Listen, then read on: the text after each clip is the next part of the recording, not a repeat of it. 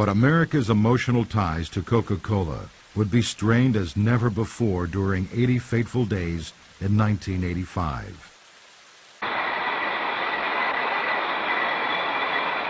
What was happening in the mid-'80s was the market for sugar cola was a declining market. And so folks for the first time began to question whether or not people had actually become tired of the taste of Coca-Cola.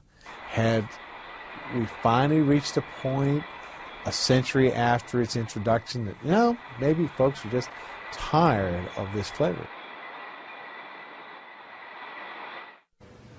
The Coca-Cola Company's research and development staff went to work on that question and came up with a surprising answer. They managed to create a new cola flavor that won taste tests hands down, against not only the competition, but the original formula for Coca-Cola.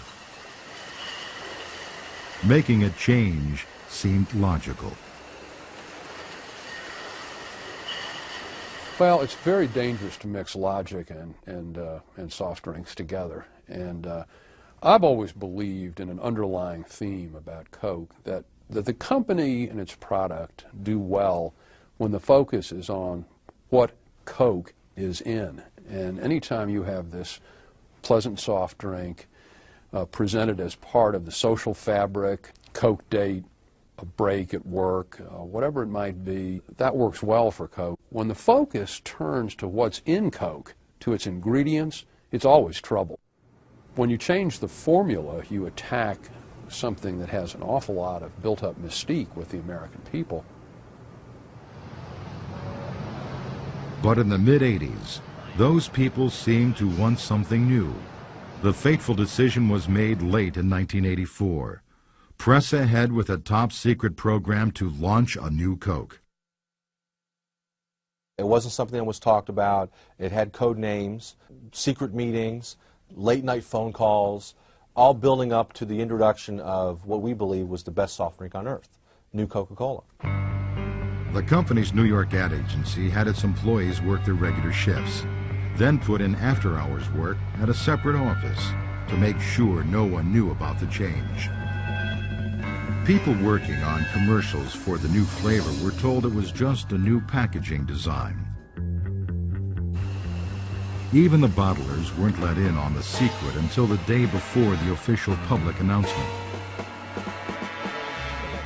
The big day, April 23, 1985, a day all Coke drinkers would long remember.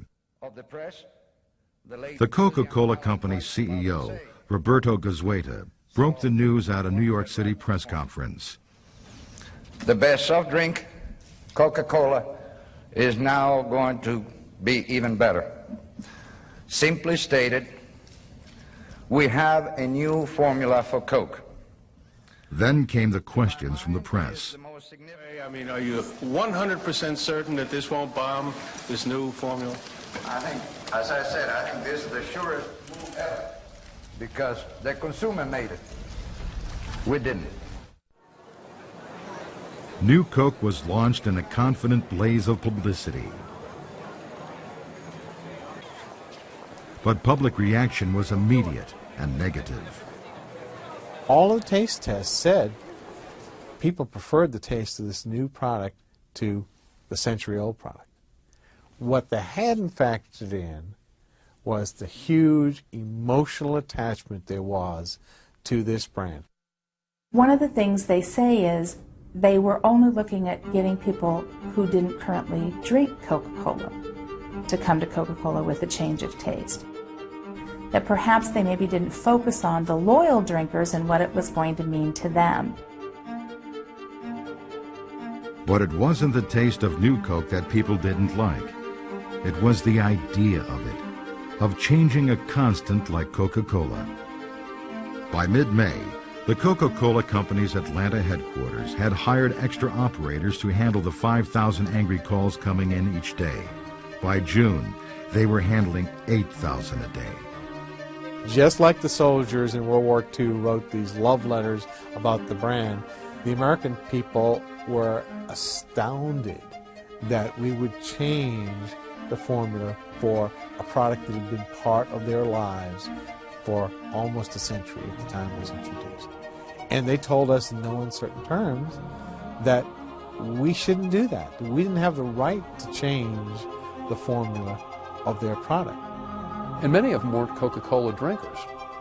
They're just American citizens who believe that something fundamental that's a part of their society has come under attack. So you can never get away from the psychology of Coke.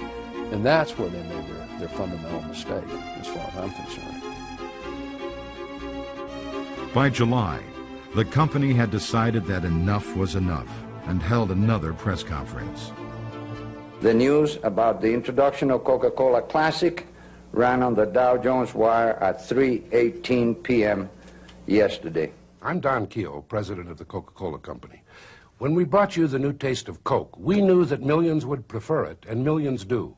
And we knew that it would beat the taste of our major competitor, and it does. What we didn't know was how many thousands of you would phone and write asking us to bring back the classic taste of original Coca-Cola. Well, we read and we listened, and you know the rest.